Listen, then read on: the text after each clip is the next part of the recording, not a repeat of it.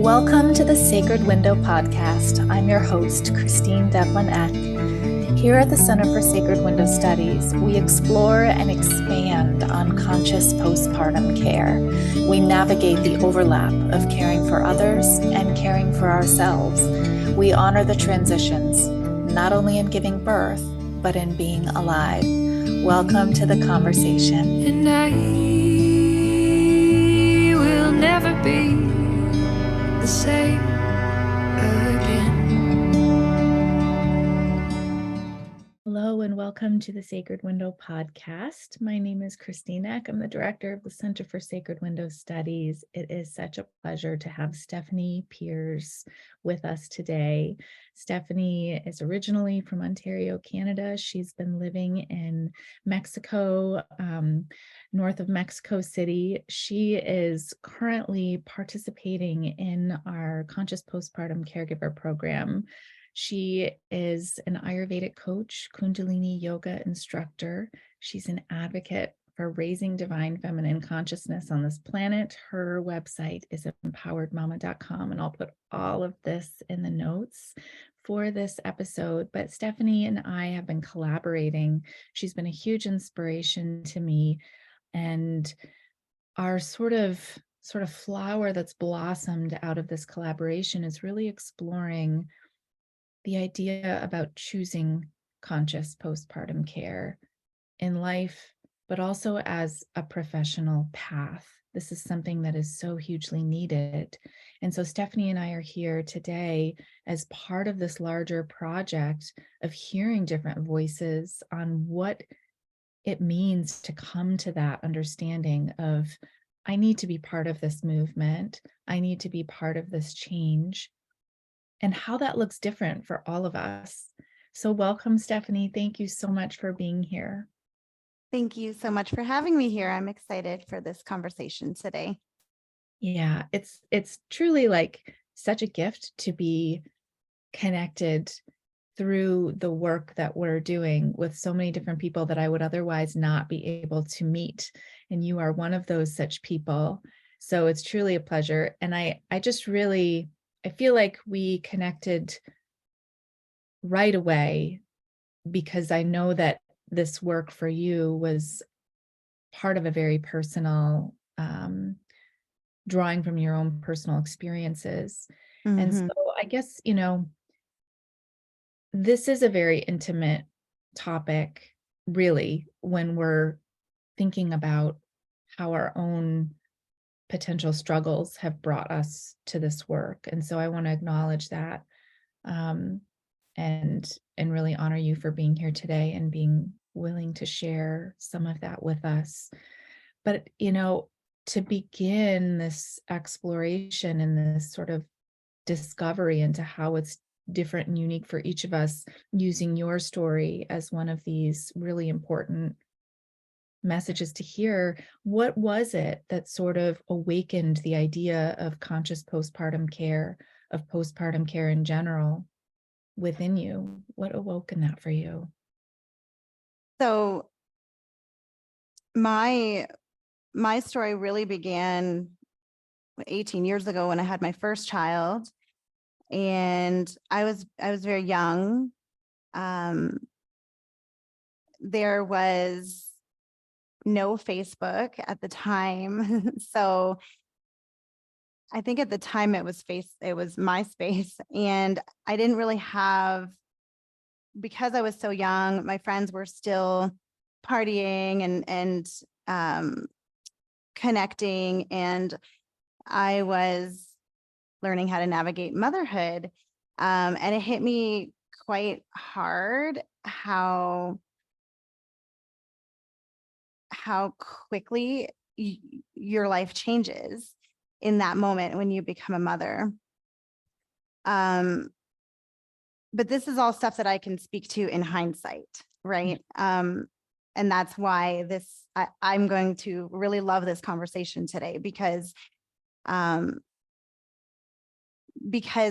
with the experience that we have, and the struggles that we've been through, we can help mothers like me who were in that transition, feeling the overwhelm of that change from a more heart-centered, compassionate perspective. So for me, because I didn't have access to information, really, I didn't know where to go looking for it. Social media was kind of just kicking off. So there were no groups or support groups that I could connect with. I didn't know what I was feeling. I was just extremely overwhelmed and anxious and angry. And it was almost like I discovered another part of myself that I didn't like. And then 10 years later, I had my second. And because there was such a gap in between, I didn't anticipate I would experience the same emotions. I thought, okay, I'm 10 years older now. I have 10 years of experience in motherhood. I've got this. However, it happened again. And I never was diagnosed with postpartum depression. It never even occurred to me that it could be what the Western medicine would call postpartum depression. And then 2 years later, I had my youngest, and I have 3 children, 3 boys now. And same thing happened. I experienced the same overwhelm, the same anxiety, and the same darkness. And kind of like looking back now in hindsight, there was a lot of loneliness that I felt. I felt very unsupported and misunderstood. And it wasn't until I knew, like, after having my third baby, that would be my last pregnancy and my last baby. And I really wanted to make up for the time that I felt like I missed in anxiety, overwhelm, panic, and anger. And even when I look back now, like when I look back to that time, I don't remember a lot of it. I really don't. It's almost like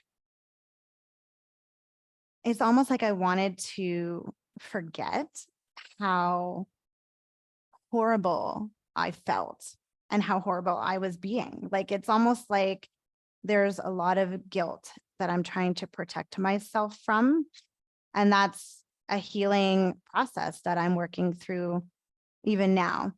So when I discovered Kundalini Yoga, it was when my youngest was, I think, about a year old. I noticed something kind of shift in me. And that's really when I wanted to go down like the journey of spiritual awakening and healing. It's when I noticed that I had a choice to honor my feelings instead of run from them, and to actually work with my feelings. And I became very dedicated to the practice of Kundalini Yoga, so much so that I became a Kundalini Yoga instructor. I loved it so much. I loved how moving the energy through my body really felt,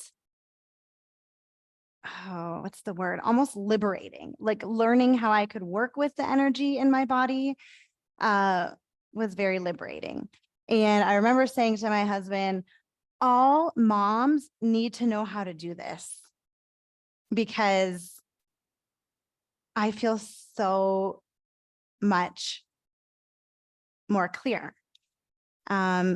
And I don't want to say I feel so much more in control, because control is something that can cause us a lot of suffering too. But I felt in control of how I could navigate my emotions. And I think that was a key piece So moving down the path of Kundalini Yoga, I naturally learned about Ayurveda, and Ayurveda fascinated me because I realized that I could really create like a whole balanced, well-rounded system of healing, working with the energetics of Ayurveda, working with the physical aspects of Ayurveda, like the food and the elements that we put into our body. And so then I began studying Ayurveda. And when I started learning about women's health, that's when I knew that I wanted to work with mothers. And then I discovered the sacred window, and that's when I knew, like, these are the people that I have to work with. And I'm just so excited to share my knowledge and my story, and really create change to me, it's really about setting up the new world, like setting up the next generation for a much better experience than what I had. Because I feel like now, and I know that I'm not the only one, I know there's many mothers out there that are experiencing the same. I can't go back and fix those first few years of my children's lives. I can't go back and fix my experience, but I can be involved in the next, or the education of, and the change of that experience for others moving forward. It's so beautiful because, you know, the way that you experienced your path and your trajectory, there's so much self-love that comes along with being able to sit with our feelings and sit with our emotions and be comfortable with that, love ourselves through that. And I know what you know, there's so many things that I was sort of taking in and thinking about as I was listening to you, Stephanie, but I find it so beautiful. And I really resonate with my own version of that experience of being able to like look at the icky parts of what we've been through, or like our behavior based on how out of control we might have felt, or just not feeling happy with ourselves and kind of wanting to push that away and not really look at it. But then we discover like a way to hold those parts of ourselves at the same time. There's so much healing that comes with that act. It's like the greatest act of self-love. And that is, I think, what we want others to feel too, without like being able to like skip over that moment of just wanting to not remember, or sort of feeling that guilt that you talked about earlier. Yeah. And I think that like, I think that regardless, we all have to eventually go back at some point and face it, right? So if we run and hide from those feelings, eventually we'll be, as part of our healing path, we'll be triggered in ways throughout motherhood where we need to go back and honor what we went through. Because like you mentioned, it took a lot of self-love for me to do that. But had I had the awareness that I was actually committing an act of self-love, I likely would have done the work a lot faster. So because I wasn't aware that just going in and feeling that was actually a very healing piece for me, I had to experience it over and over again until I could finally accept that, hey, I love myself, and regardless of all the feelings and all the guilt that I might have, because I feel like I rushed through those first few months, or I don't remember those first few months, or, it's really just honoring the work that I was doing for myself, and filling those spaces with love and compassion. And I think that as a caregiver, it's really important to remember that that's really what we want to bring the mom back to, is learning how to hold herself and fill herself with fill those spaces, those dark spaces, with love and compassion. And I think to like pull back a little bit, how problematic is it that we have to create all of these buffers and be addressing all like this? We're talking about the beginning of life. We're talking about bringing new humans into this world. And I always come back to our greater purpose here, which is fixing the problem or addressing the problem that new families are not being taken care of at the most pivotal time in their lives. We have, a medical system that is doing what it can, but it's missing so much of what is needed on the sensory level, on the emotional level, on the transitional level, mental health. It's not taking care of families in the way that they need to be cared for. And so those of us who, at whatever point in our lives are recognizing this deficiency and saying, I have to work with this population. I have to work with new families. I have to work with new parents who are struggling in the way that I struggled, or I see this person struggling and this isn't right. And how can I help in this situation? Yeah. So, all of us are part of this call to create greater balance in a place that is out of balance. And while there are so many ways to do that, and I think if we go down into the essence of what this care is, you're absolutely right. It's like filling the dark, empty spaces with love and compassion. And in its essence, that is what we're doing. But we have these beautiful examples and pathways that we can also draw from, such as the Ayurvedic tradition, the yoga tradition, which of course those two are so intricately linked and related.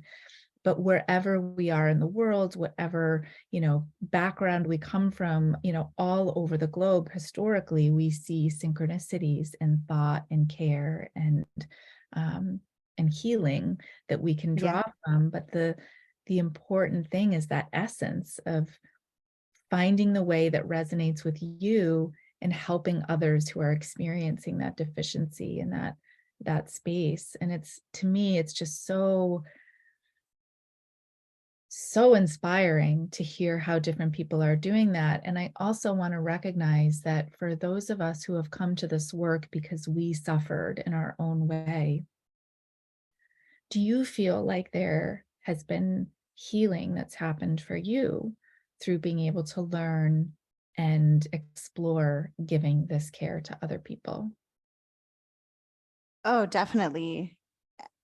It's, it really comes back to the body. Like when I think back to that time, I spent a lot of time out of my body, or trying to get out of my body, or escaping my body or my feelings or everything that was going on around me. And so that's why, like, I love the word conscious postpartum care, because when we're conscious, we are in our body. And Ayurveda, working with the elements of Ayurveda, really helps us to understand what's going on in our body. And so, yes, like working with others in this capacity really is helping me to heal all of those parts of me in the past that I didn't want to look at, because I'm learning how to be okay in my body while I'm helping others through that as well. And really learning how to tune into what's going on in the body, why the mind is acting a certain way or telling us things, understanding that and being able to witness that in others is, I mean, it's immense healing for me. So yeah, like working with Ayurveda, working with the breath, working with movement. That's why I love Kundalini so much. It's incredibly healing for me, but then being able to share that, being able to help others create that awareness before it goes all the way out there and spends years out there like it did with me.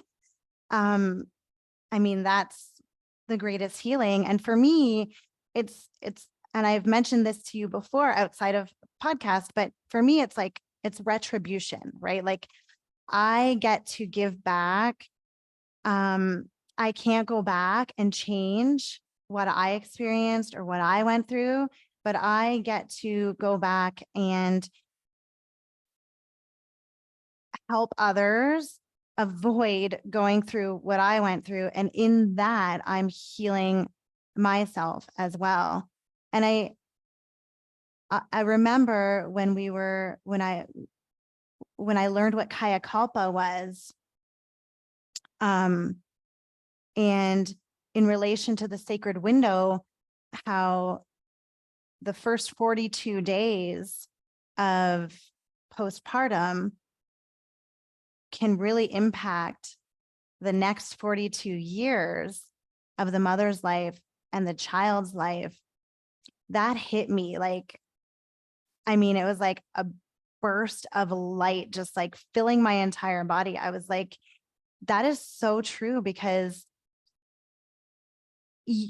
I can see how my anxiety, overwhelm, everything that I experienced at that time is now impacting the time that, you know, my family is going through now. And because I have the awareness now, I can easily and quickly take steps and action to correct it, or, you know, move it into a more loving, compassionate space. But, you know, without the education, there's many people that will be impacted for 42 years after. And we really have an opportunity to change that, like the landscape of those first 42 days, and then the next 42 years of the next generation. It's so important to me. It's mind blowing. I also feel that. And I think for me, it was that lack of information piece. I felt so prepared for motherhood in so many other ways. But Mm-hmm. when I realized how much I was struggling and felt like I didn't have any answers or people to draw support from, that to me was like, it just felt unjust. Like, how is it Yeah. that I don't have access to the information that I need and I'm struggling and feeling this way? And so I was, Yeah. birthing my first, in a similar time as you, was before so much information was available, so much online support. I remember MySpace, and just not feeling like I had the access. And so part of the mission of doing what we're doing is really just creating places for people to find information. And it's so beautiful to see that there is this really strong vibrating energy on welcoming the acknowledgement of the postpartum window, and really inviting spaces to like look at it and its impact. And I also feel like, for those of you who haven't heard the term Kaya Kalpa, it's really like the sacred window. There's multiple sacred windows in life. One of them is these weeks after birth, where there's incredible opportunity for healing, for almost like a reversal of the aging process, because the things that we do during that window of time, when applied appropriately, it just sort of like supercharge us with the vitality we need to go on parenting and partnering and living and being the best, that we can. And there's also a lot of grief that can come along with like recognizing that we missed that we didn't get that because we didn't know.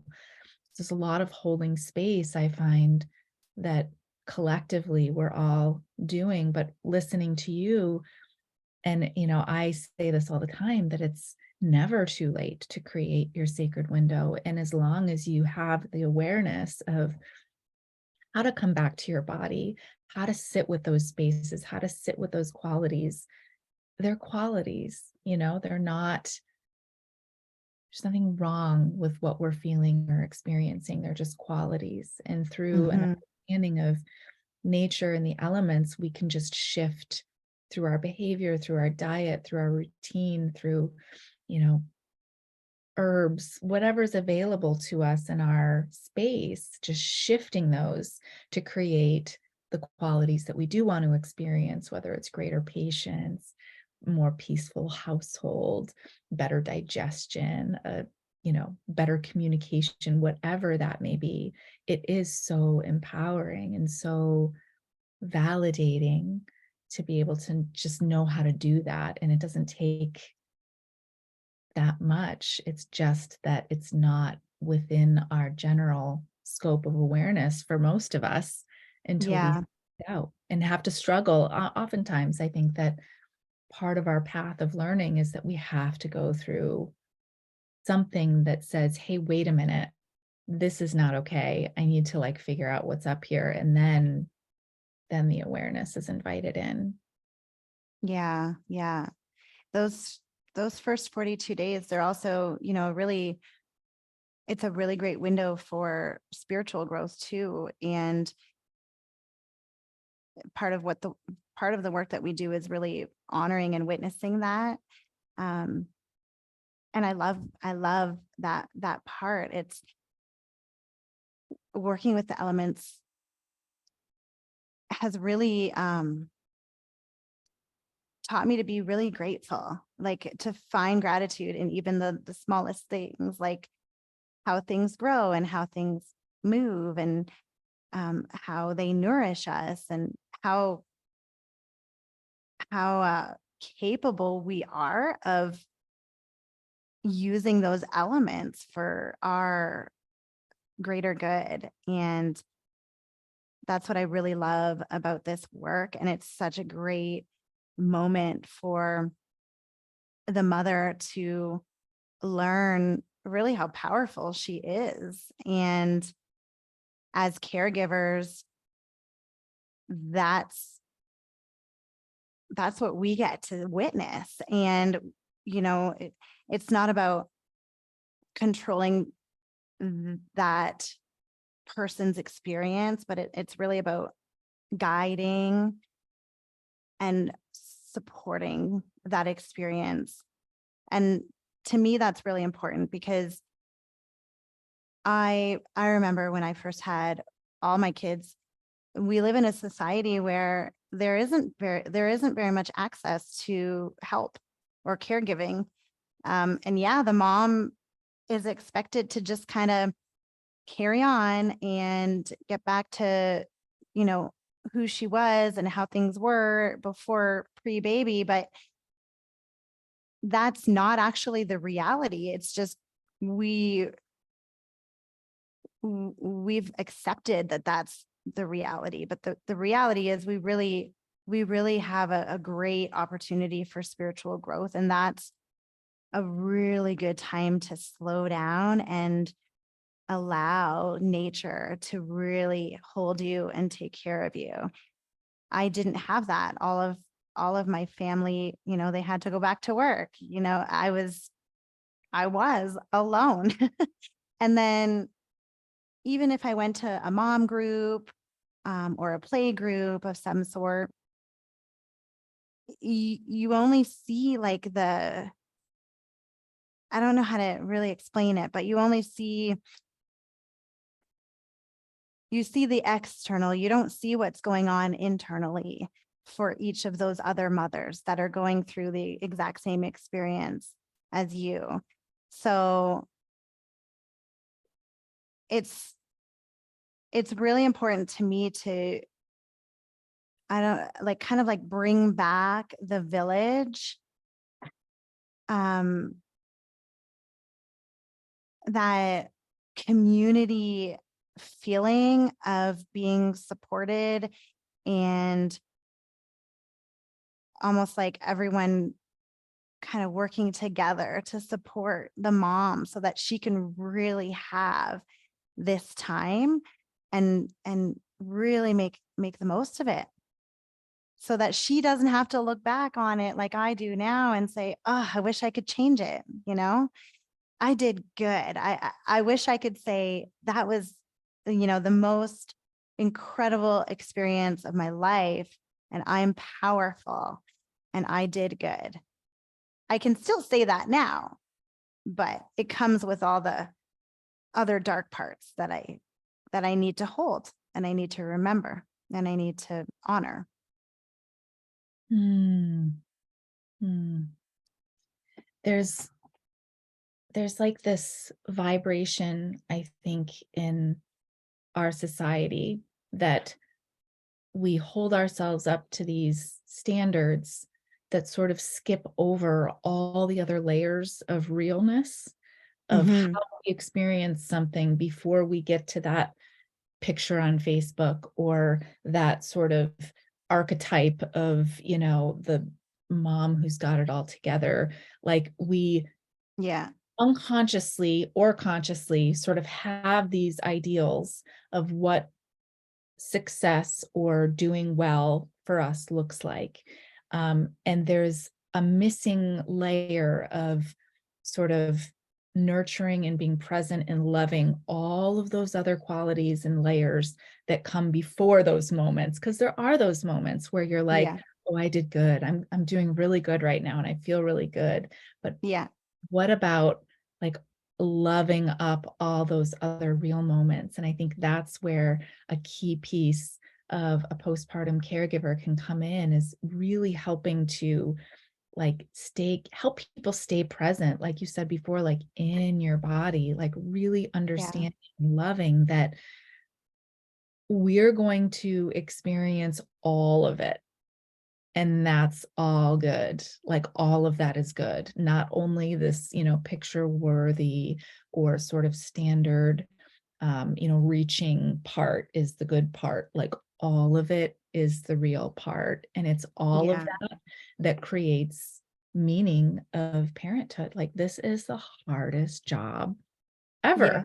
And then then you get to say like, wow, like I felt all that. I'm strong, I am fierce. I am, divine. Like, I can't believe I did that. I held all of that. And instead of pushing it away and running from it, really learning how to be there, be present, and having the support to do that will really help, moms move through all of the emotions and the heightened air and space element that naturally occurs when we have a baby. And when I learned, and I didn't learn until I studied Ayurveda, but when I learned that the air and space element is naturally heightened, it's specifically so that the mom can develop a spiritual bond with her baby. I was like, oh, mind blown. But that makes so much sense. That makes so much sense. And I can't go back and fix that, right? But I can help others understand, like, what's happening to you is normal. It's natural. The universe wants this for you, and you have such a great opportunity to tap into it right now. Yeah. Yeah. And it's that support piece that you mentioned before. Like when we feel supported, then we can let down our guard. We can know that we're Mhm. being held, and we can access that opportunity. Yeah. Yeah. I'm curious for you, for I think one thing that's so beautiful about learning about postpartum care in general is that we can create the professional practice, or even just, supporting ourselves or our loved ones. We can emphasize the areas that we feel most resonant with. Like, for example, through yoga and having a greater understanding of postpartum, or some people are really drawn to herbalism, or we create the pathways with carrying this awareness into the way that's Yeah. right for you. And so I'm curious, as you are pursuing this path, how do you see that support piece manifesting for you as you bring this awareness into the world to support other people? For me, I know there's so many ways that I can work with it. But for me, I want to get really down to the energetics of it all. Um, and the somatics of it. So really helping women understand and tune into what's happening in their body. I really want to be that outlet, I guess you could say, because I think I can hold it. But what I really needed someone to just kind of like talk to me and guide me, and give me or suggest to me new ways of doing things. So I'm going to be, when I move into this practice professionally, there's going to be a lot of movement and breath work. I mean, that can be a whole other podcast, but breath work is essential in my life now. And I think every mom needs to know how to use their breath to really come back to their body. So I'll be working a lot with grounding techniques, breathing techniques, movement techniques to help move stagnant and stale energy. And then just really being that supportive rock that I needed so deeply. And it's nobody's fault, society just has this idea of what it looks like after you have a baby. And everyone had to go back to work. So I was, alone, and I want to be that rock, that thing that I needed to go to, or to speak to when I was in those moments of my life. Stephanie, thank you so much for sharing your story. It's really exciting to know that more and more people are out there holding space for new families. And I think together we're all making a massive difference and the experiences that people are going to have as they ease through this transition that's really unavoidable. I always want to acknowledge too that when we come into this work as caregivers, it's not our job to make it easy for someone. It's not our job to fix all of the issues that will come up or the, circumstances. It's not what it's about. It's being able to navigate those things with greater ease so that we can digest our birth and postpartum experiences as positive, as loving, as compassionate, which sets us up for doing the best we can as mothers, as parents, as humans. Yeah. It's just really beautiful to me to listen to you and your commitment to this work. Yeah. And I think,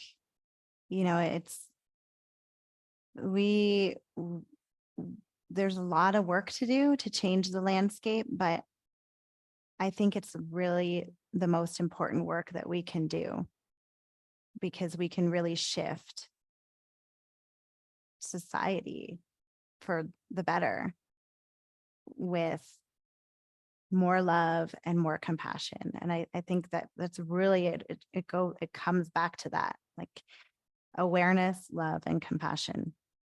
The world needs more of it.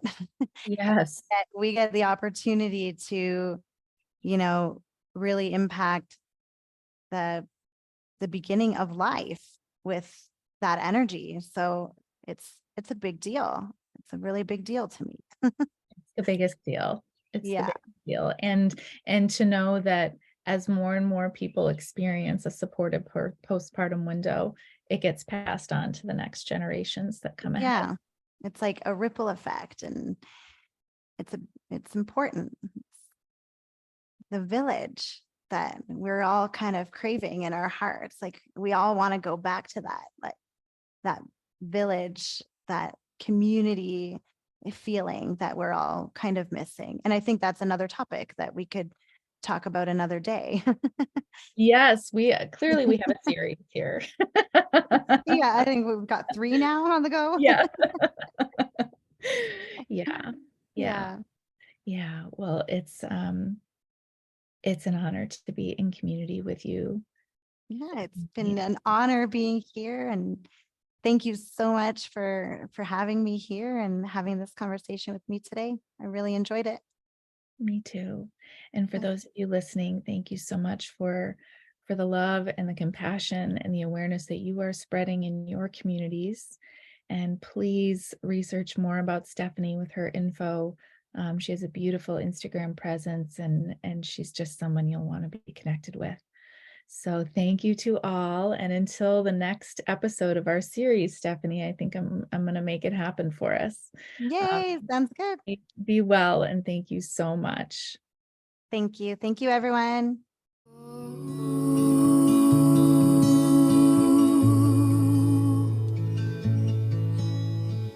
Shanti, Shanti.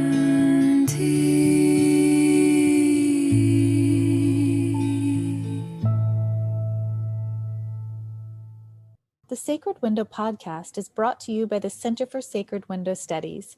You can visit us to find out more about our online training and mentoring programs, plus resources and products for and about the sacred postpartum window at www.sacredwindowstudies.com. And our music is written and performed by Sarah Emmett. You can hear more of Sarah's music by visiting www.sarahemmett.bandcamp.com.